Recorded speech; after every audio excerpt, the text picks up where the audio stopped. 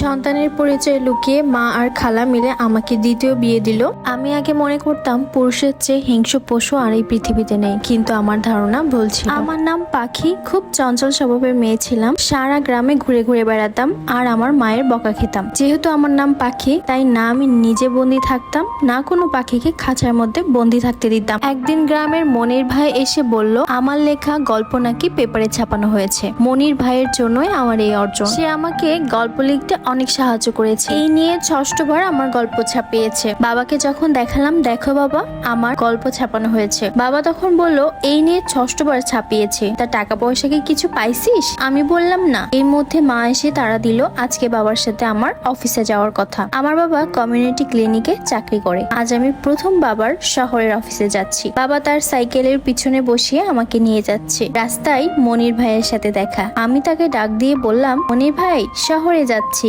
বাবা মুখ ভেঙচি দিল। বাবা মনির ভাইকে সহ্য করতে না পারলেও মনির ভাই আমার অনেক প্রিয়। অফিসে যাওয়ার পর বাবাকে তারা ঢুকতে দিচ্ছিল না, দেরি হয়ে যাওয়ায়। এরপর বাবা আমাকে ডাক দিল।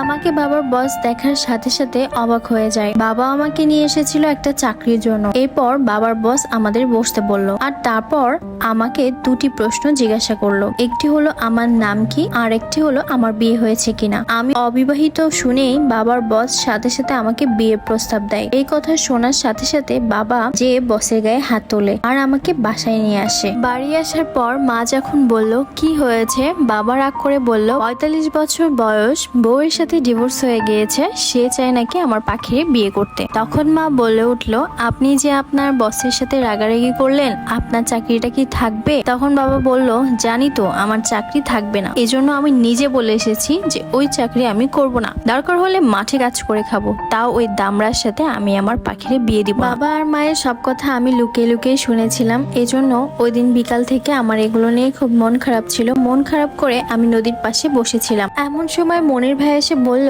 পাখি তোমার কি মন খারাপ? এই সপ্তাহে পত্রিকাতে গল্প পাঠাবে না? আমি বললাম গল্প লিখিনি। মনির ভাই বলল, শোনো পাখি, তুমি হলে এই প্রজন্মের সুফিয়া কামাল, লেখালেখিটা ছেড়ো না পাখি। মনে মনে ভাবছিলাম মন ভালো না থাকলে লেখালেখিটা কোথা থেকে আসবে? মনের খাবারই তো হাসি মুখ। বাবা চাকরিটা ছাড়ার পর আমাদের হাসি মুখ মলিন হয়ে গিয়েছে। বাবাও এসব চিন্তায় অনেকটা অসুস্থ হয়ে যায়। এরপর দিন বাবা বাজারে যাওয়ার সময় হঠাৎ স্ট্রোক করে, আর বাবার এই খবর মনির ভাই আমাকে জানায়। বাসায় যেয়ে দেখি বাবা মারা গিয়েছে। আমার মাথার ছায়াটা সরে গেল। তার মানে আমি এতিম হয়ে গেলাম। সবাই বলে আমার ভাগ্যরেখা নাকি ভালো। এরপর দিন আমরা শহরে খালার বাসায় চলে যাই। আমার যাওয়া দেখে মনির ভাই খুব কষ্ট পেয়েছিল। আমার খালা গার্মেন্টস এর সুপারভাইজার। খালা আমাকে বলল, তোমাদের আর গ্রামে যাওয়া লাগবে না, তোমার গার্মেন্টস এ আমি একটা কাজ খুঁজে দিব। খালা মাকে অনেক বোঝালো। পরদিন বাবার অফিসে সবাই মিলে যাওয়ার কথা, কিন্তু আমি মাকে বলে দিলাম আমি আর ওই অফিসে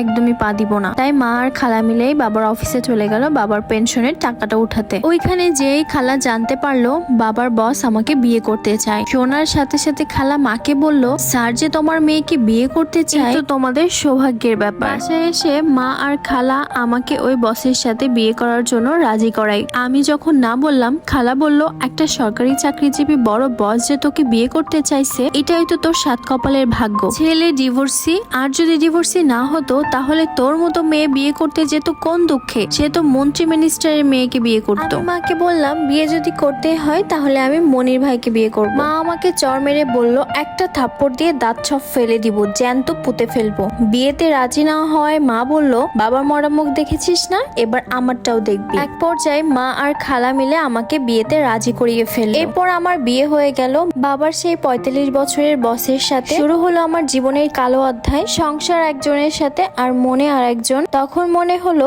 এখন আমি নিজেই খাঁচায় বন্দী হয়ে গেছি। এদিকে মনির ভাই আমার খোঁজে ব্যস্ত। আমার স্বামীর বাসায় দেখলাম খাঁচায় একটা পাখি বন্দী। আমি পাখিটাকে যখন ছেড়ে দিতে গেলাম, আমার স্বামী বলল, এই খাঁচায় 2টি পাখি ছিল, একটা আমার আগের বউ, আগে যাকে মেরে গাল লাল করে দিয়েছি, আর একটা তুমি। এই পাখিটা তখনই খাঁচা থেকে বের হবে যখন তুমি আমার জীবন থেকে বের হবে। এদিকে মনির ভাই খবর পেয়ে গেল আমার বিয়ে হয়ে গেছে। মাকে কখনো বলতে পারিনি যে আমি সুখে নেই, মাকে আমি কষ্ট দিতে চাই না। নাক ডাকা আমার একদম সহ্য হয় না, তবুও এই খাটেই আমাকে ঘুমাতে হবে, কারণ স্বামীর খাটে স্ত্রীর ঘুমানো নাকি বাধ্যতামূলক। একদিন আমি খুব অসুস্থ অনুভব করলাম, সকাল থেকে বমি হচ্ছিল। আমার স্বামী এটা দেখে বলল, তার মানে আমি বাবা হতে চলেছি, সে খুব খুশি হয়েছিল। পরদিন আমাকে নিয়ে ডাক্তারের কাছে যায়। টেস্ট করানোর পর একটা নার্স এসে আমার স্বামীকে বলল যে অভিনন্দন, আপনি নানা হতে চলেছেন। এটা শুনে সে খুব রেগে যায়। তারপর ডাক্তার আমার রিপোর্ট দেখে বলে যে আমার কিছু কমপ্লিকেশন আছে। এরপর দিন রাতে আমি বালিশ নিয়ে অন্য রুমে যখন ঘুমাতে যাচ্ছিলাম,